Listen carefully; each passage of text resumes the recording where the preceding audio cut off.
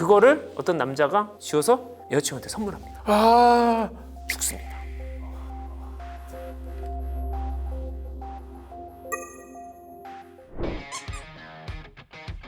그 논문이 실질적으로 노비촉이 왜 독성이 강한가를 밝힌 첫 번째 논문입니다. 전 세계 최초로.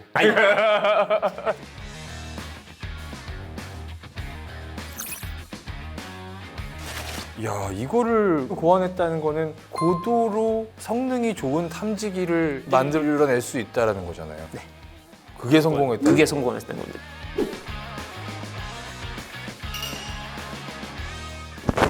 제가 이제 교수님 기사들을 막 이렇게 검색을 해보다가 2019년도인가의 기사에 봤더니 가장 치명적이라는 그 노비촉의 특성을 밝혀냈다. 그러니까 어떤 특성을 밝혀내신 거예요? 그러니까 이 노비촉 사건이 일어난 건 2018년에 일어났는데 그 사건이 일어났을 때 우선 노비촉이라는 물질을 실제로 이게 사용돼서 알려진 거가 처음이어서 이 사건이 일어났을 때 저는 깜짝 놀랐죠. 이게 실제로 사용이 됐다고? 어떤 사건이 있었나요? 그게 이제 영국에서 러시아 전 이중간첩이었던 부녀 스크리팔이라는 사람인데 그 부녀가 집에서 이렇게 같이 있다가 누군가가 집안 문고리에다가 노비촉이라고 하는 화학 무기를 뿌립니다. 근데 그냥 스프레이를 뿌린 게 아니라 향수병 안에다 넣고서 뿌려요. 네네. 그리고 나서 그걸 그냥 손으로 잡았어요. 근데 그게 무색무취입니다. 노비촉이. 무색무취니까 그냥 뭐 약간 정확하게 보이지만 기름인가 보다 뭐 이렇게 해가지고 뭐가 이렇게 미끄덩거려? 미끄덩거려. 그러고선 서서히 이제 몸으로 이제 퍼진 거예요. 퍼진 거죠. 네. 퍼져서 몇 시간 뒤에 쓰러집니다. 그러다. 어허. 그래서 바로 병원에 가가지고 치료를 받게 되는 거죠. 그 사건이 있고 나서 향수병이라는 게 어떻게 알려졌냐? 그 향수병을 밖에다 확 버리거나 없애버린 게 아니라 어딘가 뒀어요. 그 뿌린 범인이 범인이 그거를 어떤 남자가 향수병이다. 그러고선 쥐어서 여자친구한테 선물합니다. 아, 근데 그 여자친구한테 선물했는데 그 여자친구는 향수인 줄 알고 뿌려 그렇지. 죽습니다. 그 남자분은 바로 씻었는데도 이 사람도 쓰러졌습니다. 선물하는 남자도. 선물한 남자도 같이 있다가 어. 그런 사건이 이제 노비촉 사건인데 그때 그 문고리에 그런 것들을 모두 다 조사하는 그 헤드 디렉터도 과학기술자문위원이십니다. 그쪽 가가지고 이제 얘기를 하다 보니까 자문님 얘기를 많이 들었죠. 그분한테 이제 그 사건을 모두 다 알고 계시니까. 어쨌든 이 사건으로 그럼 노비촉에 대한 관심이 생기셨고. 그렇죠. 이 사건이 일어나고 나서 저희는 육군사관학교에서는 군사화학이라는 과목을 가르칩니다. 군사화학. 예, 이런 화학 무기, 뭐 생물학 무기 여러 가지들, 뭐 폭발물 등등등 가르치는데 그게 군에서 실제로 쓰이는 위험 물질이기도 하고 지금 현재 그 위협이기도 하니까 그런 차원에서 이거에 대해서 노비촉에 대해서 연구를 시작을 했죠. 저는 이제 제일 궁금했던 게 과연 이 물질이 왜 독성이 강한가? 아, 어느 정도냐면 네. VX보다 한 8배 강합니다. 8배? 그러니까 VX보다 강하다는 말은 이제 새로운 놈이 나온 거야. 그렇죠. 그게 노비촉이라는 말이 러시아어로 새로운 것이라는 뜻이거든요. Новичок. 그 새로운 것이 나와서 네. 이거를 알아야겠다. 왜 그러면 독성이 강할 것이냐. 그래서 이제 그거에 대해서 받기 시작을 했죠. 그럼 독성이 강한 이유를 찾기 위해서는 여러 가지 실질적인 테스트를 해야겠죠. 뭐 셀 테스트도 해보고 뭐 동물 테스트도 해야 되는데 그런 거는 불가능하잖아요. 이 물질을 구할 수가 없는. 구할 수도 없죠. 구할 수도 없고 혹시 구했다 하더라도 이거를 테스트했다가 내가 죽을 수도 있고. 그러니까. 그래서 이제 제가 하는 연구가 이제 시뮬레이션 기반이어서 시뮬레이션 기반으로 이게 왜 독성이 강한가를 이제 밝힌 연구를 했고요. 그 밝힌 연구가 결론적으로는 뭐냐면 그 아세틸콜린을 분해하는 효소를 붙으면 누군가가 옥신 같은 게 이렇게 떼낼 수 있다고 그랬잖아요. 근데 얘는 붙고 그냥 붙는 게 아니라 한 번 더 붙어. 이중결합. 이중결합을 한 번 결합하고 한 번 더 결합을 해. 네네네. 그런 거라는 것을 이제 시뮬레이션으로 밝힌 논문을 내게 돼서 그때 이제 많이 알려지고 뭐 사이테이션도 많이 되고 그게 이제 그때 당시에는 큰 이유가 그 노비촉에 해당하는 물질들은 한두 가지가 아니거든요. 여러 가지가 가능할 수 있는데 근데 저는 그때 포커싱한 그 물질이 있는데 그 물질에 해당하는 구조상으로 봤을 때에는 한 번 결합하는 게 아니라 한 번 더 결합할 수 있다. 그래서 독성이 강하다. 라는 논문을 내게 됐는데 그 논문이 실질적으로 노비촉이 왜 독성이 강한가를 비록 시뮬레이션이긴 하지만 밝힌 첫 번째 논문입니다. 전 세계. 아, 작년에 있었던 일이고 나는 이게 신기하니까 바로 돌입을 했고. 그렇죠. 그때 당시 같이 지금 아주대에 계신 최준원 교수님이랑 같이 연구를 많이 했죠. 그분이 완전 이쪽 그 메커니즘이라든지 유기화학의 완전 전문가셔서 많은 도움을 받아서 논문을 같이 둘이 써서 이제 했는데 그게 큰 반향을 일으킨 건 사실인 것 같습니다. 많은 사람들한테도 연락이 오고 전 세계 최초로 얘가 이래서 센 놈이야. 이러면서 싼 놈인 것 같아. 같아. 그러니까 시뮬레이션이니까 시뮬레이션이니까. 같아. 제가 이제 잘 몰라서 그런데 이제 보통 이제 시뮬레이션이라고 하면 뭔가 이렇게 가상의 수식을 넣어서 그거를 컴퓨터상 돌려봐서 어떤 결과값을 얻어내는 거잖아요. 네. 화학 시뮬레이션으로 가면 저는 화학을 1도 모르지만 이게 보통 이렇게 뭐 이렇게 육각형, 팔각형 구조로 이렇게 해서 쭉 이렇게 생긴 이런 놈이 야 라고 해서 얘의 특성은 붙을 수 있는 고리가 몇 개니까 어떻게 붙을 것이고 뭐가 붙고 뭐 그걸 이제 시뮬레이션을 돌리는 거예요? 그 구조를 가지고? 네, 이제 그 얘기 조금 해드리면 어쨌든 보면 우리 몸 안에서는 지금 계속 화학 반응이 일어나고 있거든요. 그렇죠. 모든 화학 반응이 일어나서 세포 하나당 초당 100억 화학 반응이 일어납니다. 초당 100억 초당 화학 100억. 반응이. 거기 아, 그냥 화학 덩어리네 그냥. 화학 덩어리예요. 다 화학물질. 이것도 화학물질이고 이것도 화학물질, 이거 다 화학물질이에요. 예. 이거 다 화학물질입니다. 이거 모든 화학물질로 이루어져 있는 상태인데, 근데 심지어는 같은 원소들의 개수로 만들어져 있어. 근데 어떤 화학물질은 약이고 어떤 화학물질은 독이에요. 그럼 과연 이 두 개는 같은 원소로 만들어져 있어서 무게도 같고 질량도 같고, 그런데 왜 이건 다를까? 결국 그거는 화학 물질이 왜 얘 두 개가 결정적으로 다르냐면 본딩이 다르게 돼 있거든요. 붙는 자리가 다르고. 네, 자리가 다르고 자기들끼리 붙는 게 다르죠. 붙는 게 다르다는 말은 뭐냐면 전자들의 배치가 다르다. 전자들의 배치가 달라져서 이 물질의 서로 간에 다른 성질을 띠는 거죠. 그 말은 잘 생각을 해보면 전자가 엄청 중요한 거예요. 전자가 이 물질이 독이 되든 약이 되든 예를 들면 결정하는 결정적인 역할을 하는데, 그럼 전자에 대해 잘 알아야 되잖아요. 그렇죠. 전자에 대해서 알면 지금 말씀하신 것처럼 뭔가 시뮬레이션을 해서 전자부터 막 잘 시뮬레이션을 해서 막 정보를 막 얻어내면 이게 어떤 성질을 띌 수 있겠구나라고 이제 예를 들어 유추를 할 수 있는 거죠. 근데 이 전자에 대해서 시뮬레이션을 하는 방법은 너무 힘들어요. 왜냐면 전자는 양자적인 성질을 띱니다. 양자역학적인 성질을 띱니다. 여기서 이제 양자가 들어가는데, 그래서 제가 양자 쪽에 이렇게 하던 이유가 죄송합니다만, 그래서 이게 동시에 있을 수도 있고 없을 수도 있고 뭐 이런 거 그런 아니에요? 맞아요. 전자는 입자이자 파동입니다. 그래서 좀 너무 어려운 말씀 드렸는데, 그 말씀을 드린 이유가 저는 양자 화학 계산을 통해서 그 말은 전자에 대해서 계산을 해서 전자에 대해서 시뮬레이션을 해서 이 물질의 특성에 대해서, 특히 이 물질의 반응성에 대해서 연구하는 연구를 하고 있습니다. 그래서 VX보다 8배 강하다라는 것도 밝혀내신 그런 거잖아요. 연결을 받게 된 거죠. 전자적인 것들을 계산을 막 해서 이중 결합을 하더라. 네, 그렇죠. 이게 어떤 반응성이 있다더라는 거를 전자를 잘 막 파봤더니 이렇게 했다는 거죠.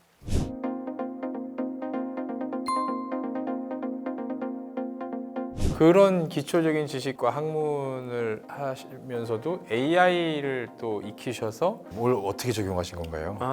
이게 아까 전에 OPCW라는 그 국제기구가 노비촉 사건이 2018년에 있었잖아요. 네네. 그 사건이 있고 나서 OPCW가 가만히 있으면 안 되죠. 그렇죠. 그래서 OPCW가 새로운 것에 대해서 홈페이지에 딱 가면 물질의 구조가 딱 있습니다. 이렇게 막 구조가 있어서 이 물질은 우리의 허락 없이 합성하거나 저장하거나 뭐 그러면 안 돼라는 구조들이 쫙 있는데, 이제 노비촉에 대한 구조가 딱 나왔어요. 그 구조가 한두 개 나온 게 아니라 수만 가지가 가능한 거예요. 수만 가지가 가능한 구조가 나왔어.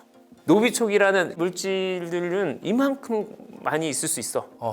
그 OPCW에서 구조가 딱 나온 걸 보고서 큰일이다. 왜냐면 화학 무기에 있어서 그걸 대비하는 데 있어서는 그 물질을 정확하게 뭔지를 알아야지 그거에 대해서 OPCW의 승인을 받아서 이렇게 해보는데, 이 많은 종류의 만약에 있다면 딱 하나의 구조의 그 양자 계산을 해서 그 특성을 밝히는 것들은 의미가 없어지는 거야. 수만 가지를 그거 언제 다 하고 있어. 그렇죠. 그리고 수만 가지에 해당하는 그 양자 계산 하나로만 가지고 밝힐 수 있는 그런 성질들이 많이 없거든요. 실은 콜레이션이 쉽지 않거든요.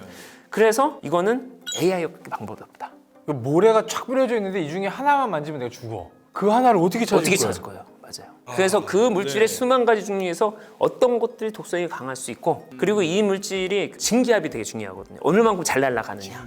증기압 얼마만큼 더 확산이 되느냐. 그걸 아는 게 되게 중요해서 이런 화학물질, 이런 구조의 화학물질들이 실은 제초제라든지 살충제로 많이 이렇게 합성이 되어 왔거든요. 그래서 데이터가 좀 있어요. 그러다 보니까 그 데이터들을 계속 모았죠. VX 뭐 사는 거 모아가지고 그 데이터들을 가지고선 AI로 학습을 시켜서 노비촉 구조 중에서 이런 구조들은 증기압이 얼마일 것이다, 이런 구조들은 독성이 강할 것이다 예측을 해서 논문을 냈습니다. 이런 애들이 지금까지 사례가 이렇게 이렇게 있어. 있으니까 얘는 어떨 거야? 어떨 거야? 그렇죠. 이렇게 물어본 거예요. 물어본 거죠. 어허. 예측을 한 거죠.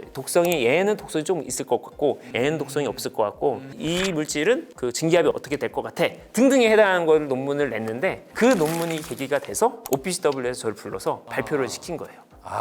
자기네 되게 관심이 많고 미래에 되게 중요하다. 그럼 이제 그걸 알면 대응할 수 있는 여력이 더 생기는 그렇죠. 거니까. 우리가 대응할 수가 있는 거죠. 그런 차원에서도 OPCW에서도 이 논문을 보고 그때 이제 한번 인바이트를 해서 발표를 하게 됐고 그 이후로 OPCW는 AI가 큰 이슈가 돼버렸어요 지금. 이제 교수님께서 가서 발표하신 이후로. 글쎄 제가 한 게 얼마만큼의 영향을 줬는지는 모르겠지만 어쨌든 그 이후로 이제 큰 이슈가 됐다 지금은. 네, 지금 엄청 이슈가 돼서 그 발표는 또 처음이셨고. 우리나라 처음이에요. 이거 처음이었어. 우리나라 처음. 그 말이 그 말인 거 아니에요 지금? 이제 내가 가서 했더니 OPCW가 발칵 뒤집혔다. 아니 그런 거 아니야. 그 정도 아니고 아니 저 말고도 어마어마한 분들이 발표를 이렇게 초청을 와서 이렇게 해줬고 근데 그때 AI는 저밖에 없긴 했어요. AI로 이렇게 한 거야. 아니, 이게 왜 문제가 되냐? 지금 말한 것처럼 저는 AI를 사용을 해서 화학 무기에 대한 대응을 하는 입장이잖아요. 그렇죠. 근데 이 AI를 바꾸면 화학 무기를 만들 수 있는 거야. 가장 치명적인 화학 무기를 찾아줘라는 질문도 할 수 있는 거잖아요. 우와 잠깐만 소름 돋았어. 그런 차원에서 왜 근데 그게 더더욱 위험하냐? AI가 지금 약 개발하는데 엄청 쓰이고 있거든요. 제약회사에서 얼마나 많이 얼마나 써요? 있습니까? 그러니까 더 고도화가 되는 거야.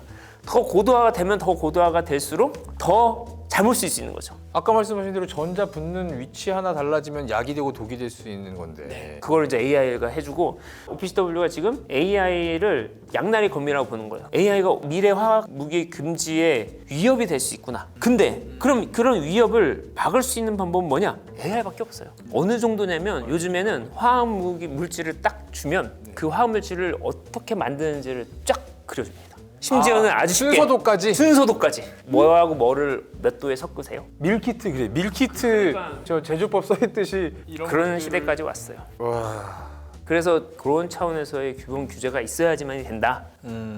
그리고 그런 규범과 규제는 OPCW의 홈페이지에 단순히 이렇게 올리는 걸로는 안 되고 뭔가 다른 게 있어야지 않을까. 그래서 그게 워킹 그룹이 생겼는데 전 세계 13명 전문가가 모여가지고 그걸 대응에 대해서 이제 막 그 토의를 하기로 했는데 거기에서도 올해 그래서 바쁠 것 같습니다. 전 세계 13명밖에 안 되는 거예요. 그러니까 화학도 알고 AI도 아는. AI하고 그쵸 AI도 알고. 그러니까 이게 지금 거의 어벤져스급인 거야. 어쩌다 보니까 이쪽을 하다 보니까 이제 알려진 거죠. 그렇죠. 그러니까 참군인. 진짜 야 이건 그래요. 이제 AI도 이제 그렇게 중요성을 알고 같이 대응하는 거 알겠는데 다음 얘기는 이제 양자화학이에요. 양자화학. 양자화학 어렵지. 양자가 들어가는 것도 어려워. 양자화학은 또 뭘까요? 뭐가 더 달라지는 거예요? 그러니까 결국은 아까 전에 말씀드린 거랑 또 연결이 되어 있는데 화학 물질에 대해서 특성을 알려면 전자에 대해서 잘 알려고 하니까 전자에 대해서 양자역학의 법칙을 사용을 해서 전자들의 이런 배치나 그런 것들이 결국 화학에 되게 중요하니까 양자역학을 사용해서 전자들을 잘 풀면 화학에 대해서 알 수 있다. 인데 전자가 많아지면 많을수록 정확하게 풀지를 못합니다. 그 우리가 알고 있는 그런 시뮬레이션이 잘 안 돼. 경우의 수가 너무 많아지니까. 너무 많아지니까 이게 정확도가 떨어지잖아요. 그렇죠. 그 정확도를 떨어진 거는 전 뭘로 잡으려고 하냐? AI로 잡으려고요. 뭐 이게 어려운 용어들을 몇 개 쓰셨더라고요. 보니까 양자화학 이론 기반의 분광 기술을 이용해서 미지 화학 물질 식별법을 고안에 성공하셨고 화학물질 안전연구원과 공동 수행하셨다. 그러니까 보세요.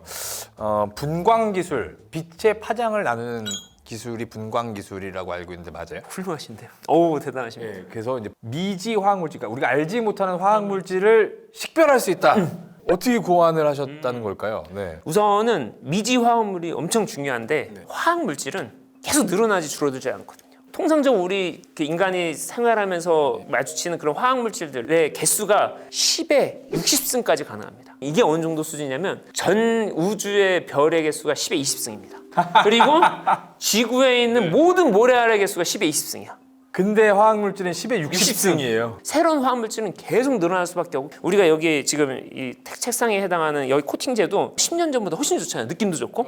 예. 그럼 새로운 화학물질을 만들어서 코팅을 한 거거든요. 그러니까 새로운 화학물질을 만들어서 인류를 더 풍요롭게 만드는 거는 어쩔 수 없이 가는 거죠. 자, 근데 이게 도구로 쓰이거나 잘못 쓰이거나 이런 10의 60승에 해당하는 많은 화학물질에 이게 어떤 물질인지를 아는 거는 엄청 중요하잖아요. 어떤 구조인지 알아야 되니까요. 그러면 어떤 물질인지 내가 알고 싶어. 그러면 알고 싶으면 예를 들면 빨간색은 잘 익은 사과고 그 녹색은 덜 익은 사과야. 그건 뭘로 아는 거냐면 가시광선이 빛을 찌어서 사과 두 가지에 해당하는 화학물질들이 어떤 빛은 흡수를 하고 흡수하고 어떤 통과시키고. 그러니까 어떤 화학물질의 종류에 따라서 어떤 빛은 얘가 흡수를 하고 어느 건 반사를 하고. 그런 차원에서 빛을 쫙 나누는 거. 가시광선, 적외선, 심지어는 뭐 RF 즉 라디오파 해당하는 X선 뭐 감마선까지 쫙 나눠서 그 특정 해당하는 빛을 딱딱 다 쪄봐서 이 물질은 이걸 흡수를 하고 이걸 안 하네. 이 물질의 특성 구조를 알 수 있는 거죠. 그러니까 빛의 이 스펙트럼을 파장을 쭉 쪼였을 때 네. 어느 것들은 통과시키고 어떤 것들은 반사하고 이런 것들을 해석을 하면 그 물질이 뭔지 알수 뭔가를 구조를 알 수 있습니다. 알 수 있고 어떤 물질인지 알 수 있는 거죠. 지금 생각난 건 탐지기. 그렇죠. 빛을 쏘는 탐지기를 띡 갖다 댔는데 그 물질엔 통과가 안 돼. 내가 갖고 있는 데이터는 이거는 독극물이야 라는 걸 알 수 있는 거잖아요. 야, 이거를 고안했다는 거는 고도로 성능이 좋은 탐지기를 만들어낼 수 있다는 거잖아요. 네. 그래서 그런 차원에 있어서 물론 이제 아주 초기 단계이긴 한데 화물질 안전에서 전문가분들이 계셔서 그분들이랑 같이 연구를 하고 있거든요. 그분들은 실제 탐지라든지 이런 그런 식별에 너무 잘하시는 분들이어서 같이 연구를 계속 지금 4년째 하고 있습니다. 그러면서 나온 지금 아이디어고 이게 지금 논문도 나오고 많은 분들이 필요하다고 생각을 하는 건데 예를 들면 새로운 화학물질이 여기 딱 나왔어요. 네네. 예를 들면 노비촉이 나왔어. 새로운 탐지기를 딱 했는데 탐지기 삐삐에서 얘는 뭐야? 라고 나오잖아요. 근데 이 탐지기에는 이 물질에 대한 정보가 있어야지만 가능하거든요. 그렇죠. 있어야지만 얘 매칭이 딱 되니까. 근데 10의 60승에 해당하는 모든 화학물질들을 다 어떻게 테스트를 할 거예요? 그렇죠. 이거 알 수가 없어. 이거 아무리 양자 컴퓨터가 발전된다고 해도 그 어느 순간에 계산해내고 어느 순간에 대조를 해볼 거예요. 그렇게 할 수 있는 지금 여력이 없어요. 인간이. 그래서 저희들이 지금 고안한 방법은 그러면 이거를 직접 실험하지도 않고도 이 스펙트럼 아까 전에 말하는 이 그런 저장할 수 있는 방법이 없을까? 그냥 물질의 구조만 나면 이걸 알 수 있는 방법이 없을까? 네. 그게 양자화학 계산입니다. 그걸 하면 할 수 있어. 그걸 다 일일이 실험해서 이렇게 하지 않아도 양자학 계산을 잘하면 이거를 믿을만한 수준으로 잘 만들 수 있지 않을까라고 해서 어느 정도 성공을 했고 계속적으로 지금 저희들이 하려고 하고 있습니다. 그걸 이제 고안하셨다는 네. 거군요. 네. 그게 성공했다. 그게 성공했다는 겁니다. 그래서 뭐 새로운 화학물질이고 새로운 독극물질인데 이게 어떤 물질인지는 알아야지 아까 전에 말한 것처럼 AI도 집어넣고 그거에 대한 특성을 우리가 AI로 받아낼 수 있는데 이 물질 자체가 뭔지 모르면 안 되니까 그러니까요. 그 물질 모르는데 그걸 탐지할 수 있는 장비도 그 물질에 대한 정보가 전혀 없어. 그러면 이 물질에 대한 정보를 저장해 줄 수 있는 방법이 있어야 되지 않을까?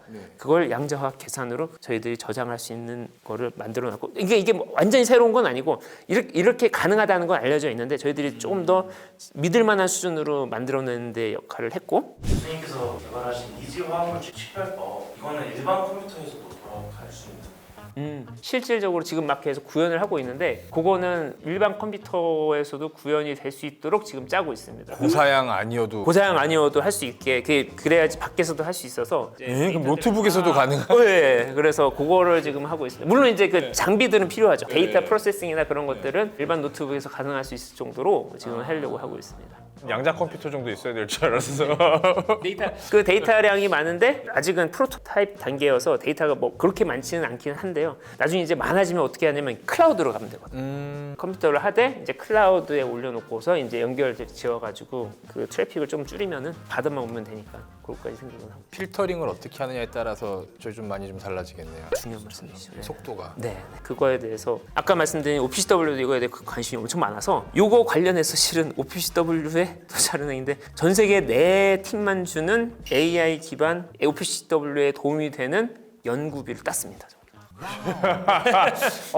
야, OPCW에서 AI 관련돼서 4곳에만 연구비를 주는데 그 중에 하나를 한국 육군사관학교와 이 생화학물질안전연구원. 요거는 진짜 저 혼자 딱 그래요? 육군사관학교의 정 교수님께서 이거를 땄습니다. 올해 해서 내일 온라인 회의를 하기로 했습니다. 그래서 이게 결론은 이제 거기도 당연히 필요한 거예요. 되게 중요한 이야기니까 OPCW에서 꼭 필요한 연구를 4개한테 줄 테니까 지원해라. 그래서 지원했는데 저희가 돼서 관련된 연구를 이제 올해 수행을 합니다. 그게 이제 요 분야마다 물어볼 때마다 하나씩 이렇게 엄청난 얘기를 하시니. 네. 운도 좀 좋았고 마침 이때 이렇게 돼서 지금까지 해온 연구의 족적도 상당하신데 또 더 추가로 연구하고 싶은 분야 혹은 방법들이 있으실 것 같아요. 어떤 것들을 좀 더 하고 싶으신지. 오늘 말씀드린 거랑 다 연결이 돼 있는데 지금 이제 막 연구를 막 시작하는 몇 가지 분야가 있습니다. 그래서 우선 양자 하나가 있고 그다음에 치료제에 대한 게 있어서 치료제 같은 경우는 아산병원이랑 같이 지금 연구를 수행하게 됐습니다. 그것도 작년부터 수행을 해서 현재 빠른 해독제는 있지만 완전히 망가졌거나 그럴 때 치료제는 없거든요. 그러니까 전 세계 아무도 없어요 지금. 특히 신경작용제. 예, 맞아요. 네, 맞습니다. 그래서 그거를 지금 아산병원이랑 같이 연구를 묶여가지고 나라에서 정말 큰 도움을 줘가지고 화학작용제에 대한 치료제를 한번 만들어보자라고 해서 치료제를 만드는 지금 연구를 막 시작을 했고 잘 됐으면 너무 좋을 것 같아요. 그럼 정말로 전 세계에 뭐 없는 걸로 저희들이 만드는 거니까.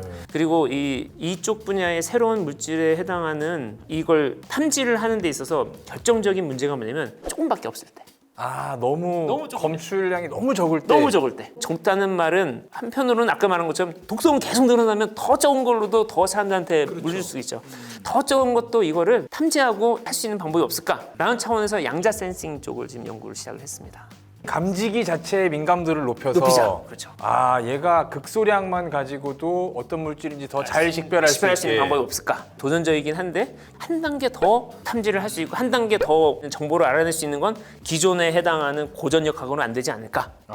그러니까 그 다음에 해당하는 방법인 양자 기법을 사용하는 것이 필요하지 않을까? 엄청난 수준의 현미경을 만든다고 생각하는. 근데 그 현미경이 그냥 고전역학이 아니라 양자역학으로 만들어진 현미경이야. 그럼 그거면 전자의 개수도 셀 수 있는 건가요? 예를 들면 그런 거죠. 만약에 야, 이거 진짜. 그렇죠. 그렇게 간다는 거죠. 그런 차원에 해당하는 것들을 이제 해보려고 하고 있습니다. 양자 센싱까지 가신다. 물론 될지 안 될지는 모르겠지만 와. 그런 차원의 연구를 지금 계속 수행하려고 하고 있습니다. 모든 연구라는 게 이제 단순간에 되는 게 아니라 긴 시간 동안에 하면서 저도 아까 전에 말한 AI뿐만 아니라 뭐 양자 이것도 센싱도 제가 아예 처음부터 하는 게 아니거든요. 누군가 만들어 놓은 기초가 있었기 때문에 저도 그걸 받아쓸 수 있는 거고 그런 차원에서 기초 연구하는 분들에 대해서 조금 더 인정을 해주고 그런 분들에 대한 서포트가 있었으면 좋겠다. 그런 것들이 쌓이고 쌓여서 다음 세대 아니 다음 연구자들 그 다른 사람한테 큰 역할을 하는 그런 선순환은 계속 그 기초 연구에 대해서 많이 지원이 돼야지만이 가는 게 아닌가 하는 차원에서 저는 그런 부분이 필요하지 않을까라는 생각을 좀 많이 하고 있습니다. 감사합니다. 감사합니다. 감사합니다.